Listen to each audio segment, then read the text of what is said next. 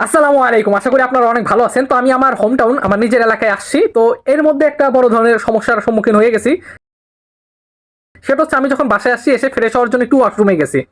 মধ্যে আমার ফোনে অনেকবার করে কল আসছে। তো আমি তো নাই, আমার মা ফোনটা পিক করছে। পিক করার পর ওই পাশ থেকে কলের একজন আসসালামু আলাইকুম বলছে, একটা মেয়ে। তো আমার মা স্বাভাবিকভাবে উত্তর নিছে ওয়ালাইকুম আসসালাম। ওয়ালাইকুম আসসালাম বলে আমার মা বলছে কে। কারণ সেই মেয়ে ভয়তে ফোন কেটে দিছে। তো আমি ওয়াশরুম থেকে বের হয়ে আসছি, সেই মুহূর্তে আমার মা বলতেছে একটা মেয়ে কল দিছে, মেয়েটা কে।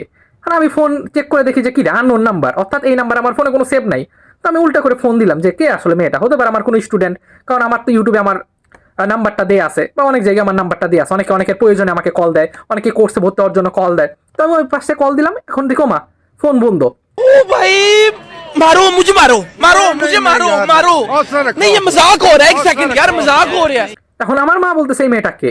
এখন আমি কিভাবে বলি যে এই মেয়েটাকে? এখন আমি তো মেয়েকে কখনো চিনিই না, কখনো জানিই না। এরকম একটা সমস্যার সম্মুখীন হয়েছি। वाह क्या सीन है। वाह क्या सीन है। এবং আমার যে ইউটিউব চ্যানেল আছে, এটা আমার মা জানেই না। তো বলতেছে কোন মেয়ে তোকে কল দিল। এখন কোন মেয়ে যে কল দিছে, এখন সেই মেয়েকে যদি আমি ফোন দিয়ে আমার মাকে ধরা দেই যে আপনি কি জন্য কল দিচ্ছেন, সেটাও বলতে পারতেছি না। আমার মা আমার ফোন ধরছে, আমি এখন কি বলবো কিছু বুঝতেছি না। কথা বুঝতে পারছেন?